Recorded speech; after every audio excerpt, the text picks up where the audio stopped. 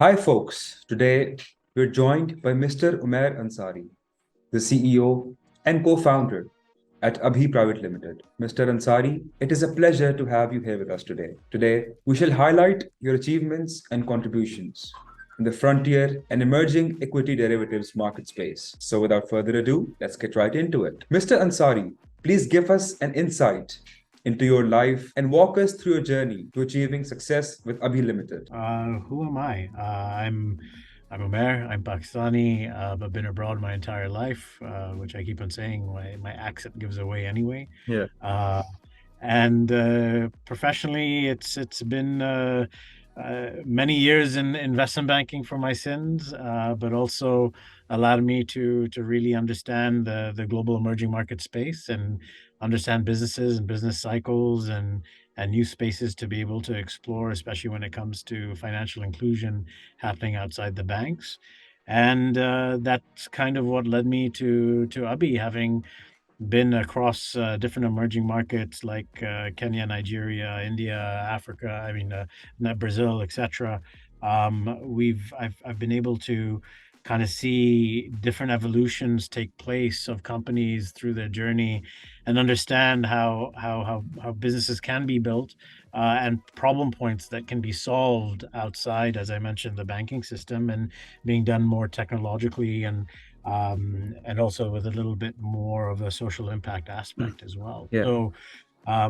Yeah, that's kind of what led me to co-found Abhi with Ali, my formidable co-founder, and we started this journey in terms of Abhi itself almost, I'd say, just over 2 years ago, almost 2.5 years now. But we actually went live last July, so it's been a fun journey. Mr. Ansari, your ability to create simple yet powerful tools to track trades and portfolios explains your views commendably. With over a decade of experience in the market, your expertise in the fintech industry is beyond exceptional. Please elaborate everything you've accomplished over the decade and how that has molded you to become the best version of yourself. Oh, a lot more to accomplish, and I don't know how much I've accomplished so far, but I'll tell you that I've had some experience in terms of being able to see things from an outside perspective, as well as inside, having invested. So, as I mentioned before, firms like Renaissance Capital, Morgan Stanley,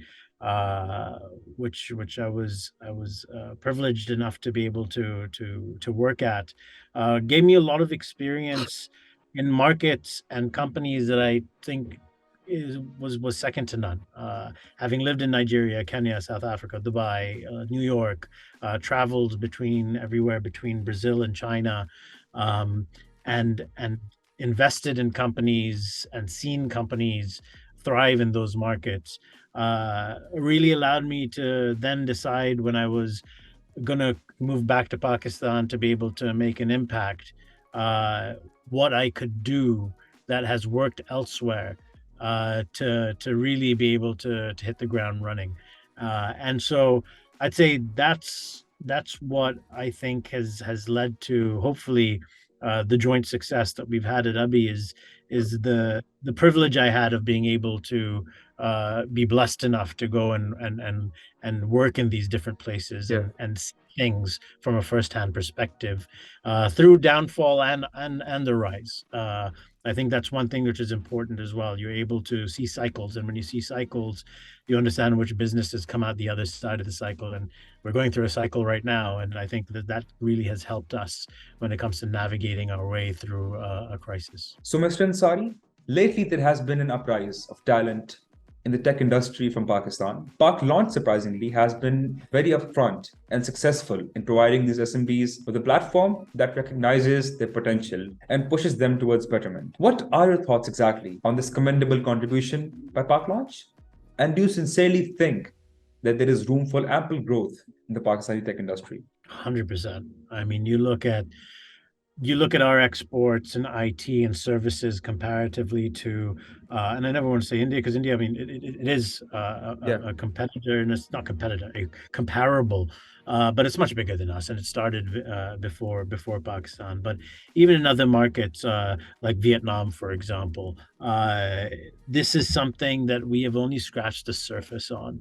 And one thing I think for us to fix from a macro perspective is for us to be able to export some of our talent. Otherwise, we're going to continue to see a brain drain. Yeah. So if we're able to build our tech talent and earn in harder currency while people live at home, have to leave the country and pay the bills and get through the calamities that go on continuously, unfortunately, in the country, nothing like it. It not only helps from a macro perspective, it also helps from an individualistic standpoint, and it'll help us when it comes to allowing more talent to stay within the country as well. So I think there's an element of globalization everyone talks about that is going deglobalized, and I think that's in physical trade. But I think in non-physical trade and software specifically is somewhere which is only accelerating given the cost arbitrage that's there for our country. So I think that's something that we have yet to just scratch the surface on,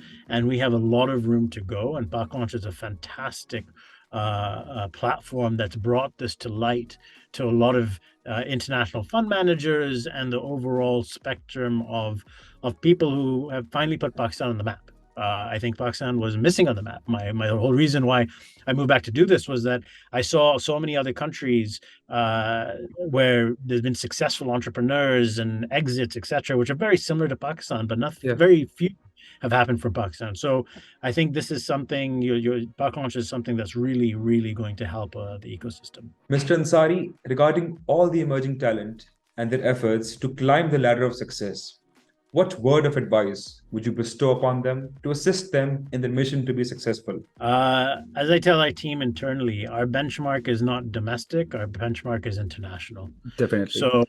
So for you as an individual living in Pakistan, if we want to build formidable businesses and you want to join and make real impact at companies, try and hold yourself to a higher standard, which is an international standard. Learn from the best. And now, again, because of different forms of being able to learn online, etc., your capability of accessing mentors who are working in other markets, which are more advanced than Pakistan, skill yourself up to the nth degree so that you will stand out versus the crowd. And then when you are able to be within organizations that take it to the next level and allow for Pakistan to become a much larger entity and country, that you would be able to contribute toward that. And so I'd say that's something I'd advise the younger generation or anyone aspiring to do this is hold yourself up to a higher standard, push yourself hard, do not be complacent. Hustle, and push yourself, and be hungry to make sure that you are able to achieve that success. Complacency is the worst thing to be, and don't be distraught by the things that are happening. I know it's not an easy environment, but there's always a way out, and there is always a way for you to make an impact. That's wonderful, Mr. Ansari.